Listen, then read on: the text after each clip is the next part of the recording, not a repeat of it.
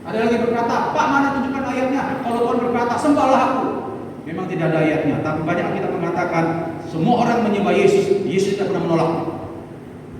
Pada waktu Thomas menunjukkan jarinya ke tangannya Tuhan Yesus, langsung kita katakan apa? Thomas menyembah, karena memang dia tahu dia lagi sembah. Pada waktu Tuhan melakukan body mujizat, Bapak Ibu, semua orang yang disembuhkan akhirnya apa? Nyembah. Tuhan terima semua. Banyak ayatnya.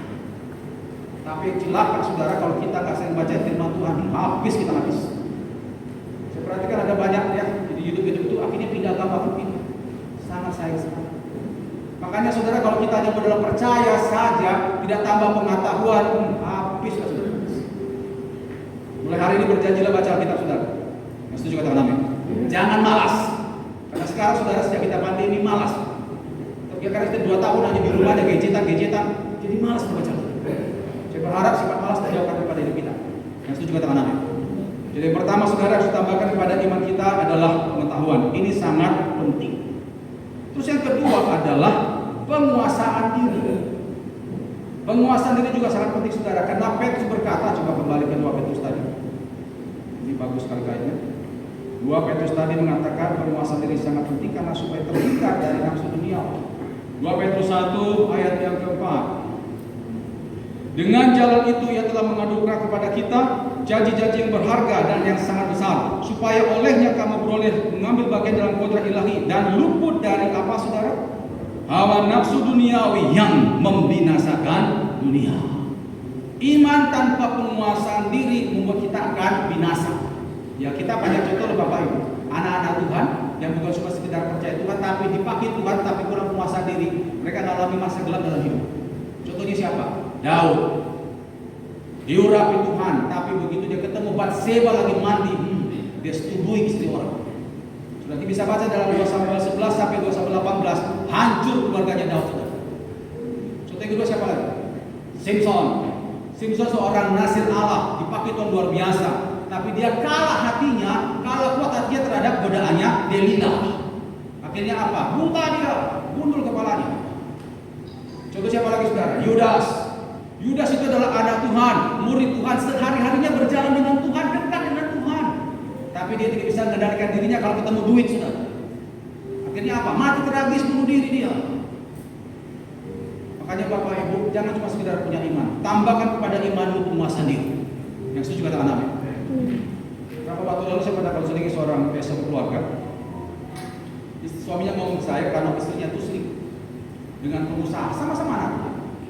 Alasannya karena masalah uang, karena gaji suaminya kecil, sementara yang dia selingkuh itu pengusaha besar di Bali.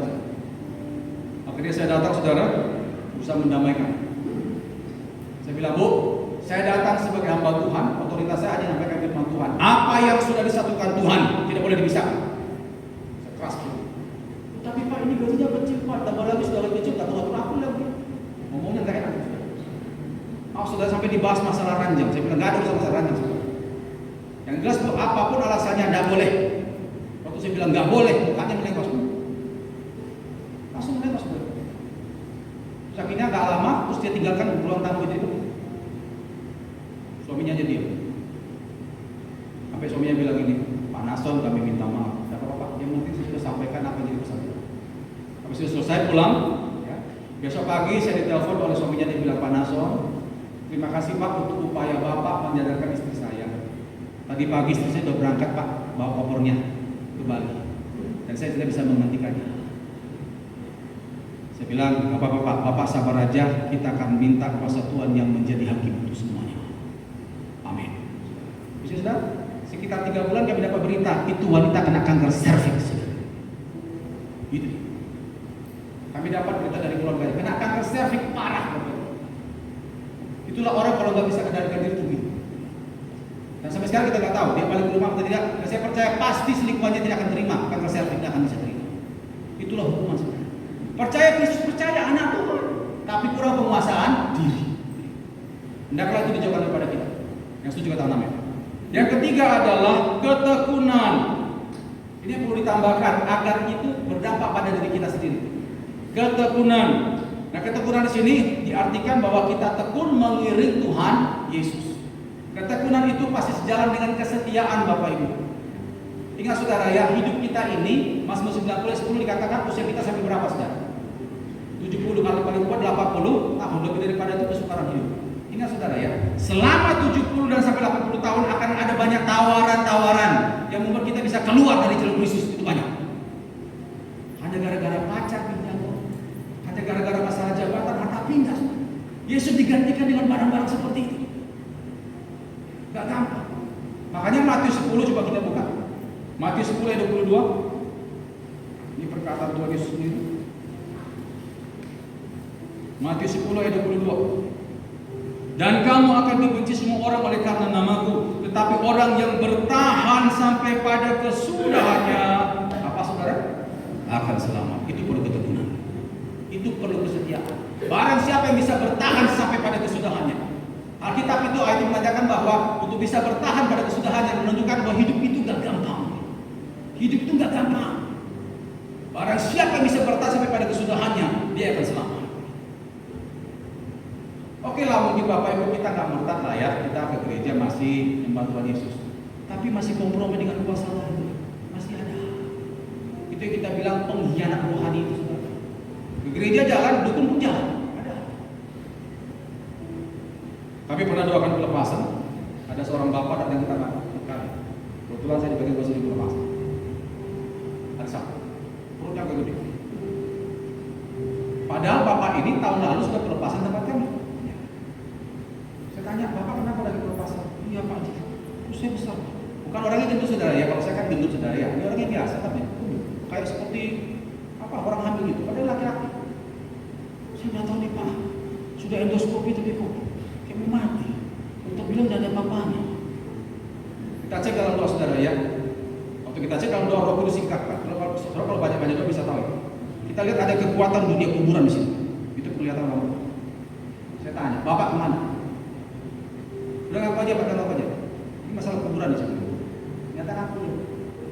Ya rupanya satu-satunya yang masih Kristen di keluarga besarnya, yang lain itu belum mendalam Tuhan. Nah satu saat ada ritual keluarganya itu saudara di kuburan. Sungkan dia menolak itu karena nanti takut dikucilkan. Tapi dia ikutlah di situ, ikut semua segala macam. Pulang dari situ dia bilang, mulai gak enak badannya, tiba-tiba itu bapak kan anak Tuhan. Ya, tapi nanti kalau kita tolak gimana perlu? Kita bisa ngomong baik-baik. Bilang aja mak, om, tante, om, saya minta maaf, tidak bisa ikut karena ajaran kami ngajarkan tidak boleh. Bisa aja toh. Mereka juga berani ngomong kok, kenapa kita nggak berani? Saya bilang begitu. Tapi akhirnya banyak alasan saudara ya. Saya bilang gini bapak itu, pak lihat ya, dengan bapak sakit seperti ini, keluargamu yang kau segani itu apa bilang kamu? Apa ngajak kau berobat? Mana coba? Diam ya sudah. Udah sekarang bapak ngaku dosa. Akhirnya ngaku dosa, kita kasih minyak urapan, sudah percaya. Dia sendawa hampir 1 jam, sampai 21 kempes. Itu kuasa Tuhan. Kuasa Tuhan masih ada sampai hari ini bapak. Amin. Asal kita percaya. Sembuh dia akhirnya bilang, pak harusnya kau lebih sungkan, lebih segan kepada Tuhan daripada orang itu. Tapi saudara ya, makanya iman itu kalau tidak ditambahkan ketekunan, kesetiaan, habis. Yang setuju katakan amin.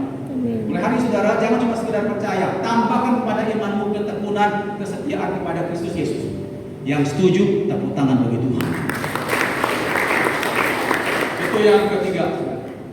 Terus selanjutnya adalah yang pertama tadi kan sikap terhadap diri sendiri. Kita tambahkan 3 elemen tadi, maka itu akan berdampak positif bagi diri kita. Terus yang kedua adalah sikap terhadap orang lain. Nah ini ada 4 elemen, 4 unsur yang kalau kita tambahkan akan berdampak baik, bermanfaat bagi orang lain. Yaitu apa? Kebajikan, kesalehan, kasih terhadap saudara, dan kasih terhadap semua orang. Jadi intinya kalau 4 itu disimpulkan adalah kasih, mengasihi. Ini sangat penting saudara. Ini sangat penting. Kenapa? Ada 2 alasan. Yang pertama, mari buka 1 Yohanes 4. Makanya tadi Ibu worship itu kita menegur kita, barang siapa masih ada kepahitan bereskan. 1 Yohanes 4 ayat 20 dikatakan di sana. 1 Yohanes 4 ayat 20. Jikalau seorang berkata aku mengasihi Allah dan ia membenci saudaranya, maka ia adalah apa saudara? Berdusta. Karena barang siapa tidak mengasihi saudara yang dilihatnya, tidak mungkin mengasihi Allah yang tidak dilihatnya. Ayat 21. Dan perintah ini kita terima dari Dia, barang siapa mengasihi Allah, ia harus, perlu digarisbawahi, harus, bukan tertulis hendaknya, bukan seyogyanya, bukan sebaiknya, tapi harus juga mengasihi saudaranya. Kenapa harus ditambahkan kasih itu pada iman kita? Karena tanpa kasih maka kita adalah pendusta. Kalau hanya sekedar percaya Tuhan Yesus tapi kita nggak bisa mengasihi sesamanya, kita katakan kau pendusta. Ini Bapak Ibu ya, kita ini akan banyak dipengaruhi dengan siapa kita bergaul. 1 Korintus 15 ayat 33 dikatakan pergaulan yang buruk merusakkan kebiasaan yang baik. Nah, kalau saya banyak bergaul dengan perokok, baju saya pasti berokok, tidak pasti.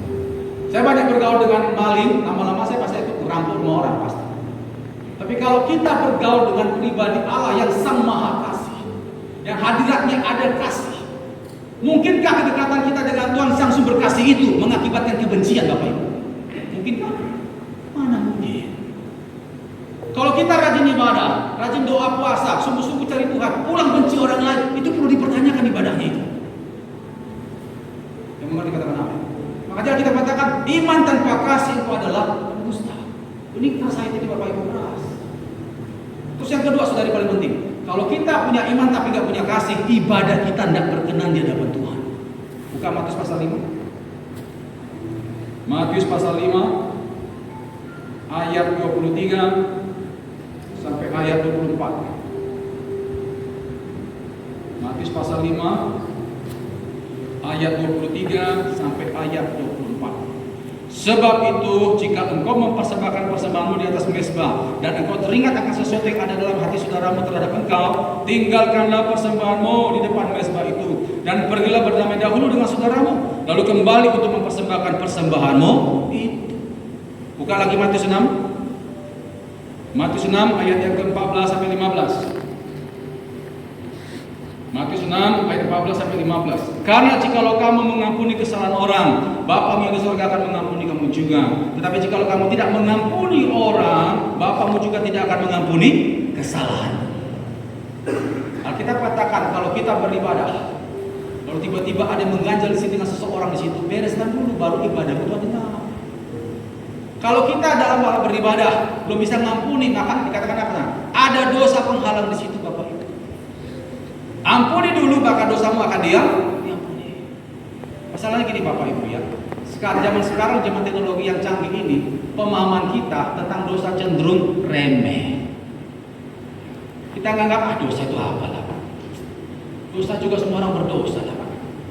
Tuhan juga ngerti kalau kita ini pasti berdosa. Tuhan maklum. Oh, gitu lah. Saya mau beritahu Bapak Ibu ya, dosa adalah penghalang berkat yang tidak kelihatan. Sekali lagi, dosa adalah penghalang berkat yang tidak kelihatan. Seandainya penghalang itu kelihatan, saya percaya kita akan berpikir beribu kali untuk bikin dosa. Masalahnya kelihatan. Siapa nggak apa-apa. Kalau saudara beres hati saudara, punya kasih, maka ibadahmu berkenan. Sebelum saya langsung menanya ke Bapak Ibu ya, tujuan kita ibadah sebenarnya apa? Tujuan kita ibadah. Ibadah waktu di gereja atau ibadah waktu di rumah pribadi. Tujuan utamanya apa? Dekat sama Tuhan. Apa Bapak Ibu? Oke lah, kita ngerti firman Tuhan, kita muji Tuhan, tapi utama adalah kita mendapatkan perkenanan Tuhan. Itu dia. Bapak Ibu percaya nggak waktu kita nyembah tadi ada sesuatu yang supernatural turun di sini? Itu urapan Allah. Dan kuasa Allah itu akan turun kepada mereka yang bersih hatinya, dan kau pulang kau akan mengalami apa yang dikatakan lawatan pada Tuhan. Semua orang yang bersih hatinya mengalami urapan Tuhan, pulang di tempat ini, apapun yang kau kerjakan pasti akan berhasil. Tapi ingat saudara, kalau hatimu bersih, tapi kalau hati tidak bersih nggak didengar. Makanya perhatikan saudara, kalau nanti pulang gereja, lihat, ada yang keluar pulang tuh diberkati luar biasa, ada yang gitu-gitu aja, nggak ada perubahannya, nggak ada. Padahal yang khotbah sama, lagunya sama, pendetanya sama, tapi kok keluar beda. Itu masalah sistem. Makanya Bapak Ibu jangan main-main dengan sakit hati. Jangan main-main dengan hati, karena itu menentukan engkau diberkati atau tidak. Yang mengerti katakan apa? Kesaksian terakhir. Berapa waktu lalu saya sama istri saya pas ada pelayanan, kita akan minum. Kalau itu sebelum pandemi sudah ya. Kami dihadap oleh seorang ibu yang pelayan kur di sana. Pak Naso ya. Saya jawab iya. Bapak masih ingat saya. Saya lihat wajah ibu saudara, saya amati, saya ingat itu siapa ya? Waduh, saya lupa. Saya dulu pernah Bapak doakan kok pelepasan. Oh pelepasan, iya. Oh kapan itu Bu, saya tanya. 6 tahun yang lalu. 6 tahun yang mana saya ingat Bu, saya bilang. Enggak, waktu itu Ibu datangnya kasusnya apa? Itu loh Pak, waktu itu saya datang ke Bapak, yang saya datang dengan suami, saya pegang perut kesakitan. Terus saya ingat saudara ya. Oh iya, cuma dia yang seperti itu datang ke tempat kami. Kalau yang lain itu biasa-biasa saja. Makanya saya bilang, oh iya. Waktu itu masalahnya apa Bu? Saya lupa. Saya waktu itu datang Pak, karena kanker rahim stadium akhir. Harus dioperasi. Nah waktu itu dia putus asa, kenapa? Karena baru menikah, masih muda, rahimnya sudah mesti diangkat. Itu kiamat sudah. Karena tidak bisa punya anak. Jadi akhirnya dia datang ke tempat kami untuk didoakan pelepasan. Oh, nah Pak Nason waktu Bapak nyampaikan firman Tuhan, saya tertegur masalah kepahitan. Jujur Pak, saya sangat pahit lihat orang tua saya. Cuma waktu itu tidak ceritakan detail kenapa ya. Cuma dibilang pahit betul lihat orang tua saya, khususnya mama saya. Tambah lagi dia pernah nyumpah itu mama. Dan saya juga pahit Pak waktu itu dengan suami saya. Tapi begitu Pak Nason sampaikan firman Tuhan, engkau yang tidak mau mengampuni, lebih bagus pulang. Saya bilang, saya agak keras waktu itu. Karena kami di sini hanya hamba Tuhan, tidak ada apa-apanya. Tuhan sendiri berkata, Yesaya 59 ayat 1-2, bukan aku tidak dengar doamu, bukan aku tidak sanggup tolong engkau, yang menjadi pemisah antara aku dengan engkau adalah dosamu ini. Tuhan tidak akan bekerja di luar firman-Nya. Saya sampaikan begitu agak keras. Ternyata dia diingatkan dosa untuk bereskan dengan orang tua, bereskan dengan suami. Waktu didoakan tidak ada manifest, biasa saja cuma nangis-nangis. Pulang saudara, dia langsung pemberesan dengan mamanya. Dia sampai sujud di kaki mamanya. Nangis-nangis minta ampun, minta maaf. Mamanya pun juga mengampuni saudara. Dan mereka berdoa. Habis itu dia pemberesan dengan suaminya. Selesai. Habis itu besok pagi dia cerita, besok pagi Pak, saya dengan suami saya itu penyembahan di sebuah keluarga seperti biasa. Habis mesbah tiba-tiba kebelit. Lalu dia pergi ke kamar mandi saudara, ke toilet. Waktu sampai toilet langsung pendarahan panas keluar semua beli. Keluar semua yang onggokan hitam, merah, keluar semua. Gak bisa terkendali saudara. Akhirnya dia teriak panggil suaminya. Datang suaminya lihat, udah darah di mana-mana saudara. Langsung dilarikan ke rumah sakit. Waktu dicek saudara tahu, kankernya sudah tidak ada. Tuhan keluarkan semua itu di dalam. Waktu saya tanya, berarti ibu bisa punya anak? Bisa Pak. Itu juga, itu anak saya Pak, sudah 2 orang. Bagus. Saya menanya saudara, apakah dia tidak beriman pada Kristus? Beriman. Buktinya apa? Dia ke gereja, dia pelayanan kok. Tapi ternyata apa? Dia tidak punya kasih, di situ masalahnya. Masih simpan kepahitan dan masih suka benci orang, itu masalahnya. Makanya Bapak Ibu dikasih Tuhan oleh hari ini, tambahkan kepada imanmu yaitu kasih kepada saudara dan kasih kepada semua orang. Yang setuju katakan amin. Iman tanpa kasih itu sama dengan omong kosong. Makanya Petrus berkata, tambahkan kepada imanmu kebajikan, pengetahuan, penguasaan diri, ketekunan, kesalehan, kasih terhadap saudara dan kasih terhadap semua orang. Itu akan membuat kita semakin sempurna. Dipakai Tuhan, diberkati Tuhan dan menjadi berkat bagi sesama. Yang setuju katakan amin. Ayat terakhir, mari buka Matius pasal 5.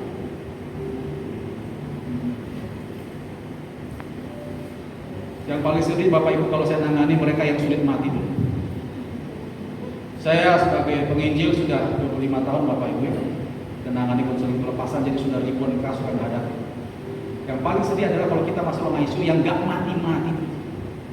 Selama kami pelayanan, kami menemukan 2 sebab kenapa orang sulit mati. Yang pertama karena kuasa gelap, mungkin dia belajar ilmu. Yang kedua adalah kepahitan. Ini pasti.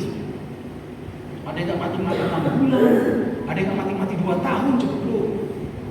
Yang sedih adalah semua harta dia waktu hidup habis semua terkeruk di situ. Dan yang lebih parah adalah harta keluarga pun juga keseret di situ. Tapi yang luar biasa begitu pemberesan besok meninggal. Banyak. Kalau saya cerita kasus banyak. Bapak Ibu di sini ada yang mau sulit mati? Ada? Ada yang mau sulit mati? Ada. Tidak ada kan? Ya. Ingat saudara ya, hidup aja udah sulit ya. Gimana matinya sudah sulit tuh. Udah hidup sulit, mati pun sulit. Oh ya. Jadi apa yang beda ini? Makanya saudara untuk menyelamatkan itu kita harus punya kasih. Yang setuju katakan? Ayat terakhir Matius 5:48. Karena itu haruslah kamu sempurna sama seperti Bapamu yang di sorga adalah sempurna. Jangan katakan Pak, 7 elemen itu, 7 unsur itu berat. Ingat firman Tuhan, kita dituntut harus sempurna seperti Bapa yang di sorga. Tentunya bukan dengan kekuatan kita, tapi bersama dengan kuasa Roh Kudus. Roh Kudus sudah dalam diri saudara. Berintimlah dengan Dia, minta kekuatan, maka 7 unsur tadi akan muncul dalam hidup saudara. Kita tundukkan kepala. Dengan sikap doa masing-masing datang pada Tuhan. Biarkan keyboard mengiringi lembut saat teduh kita.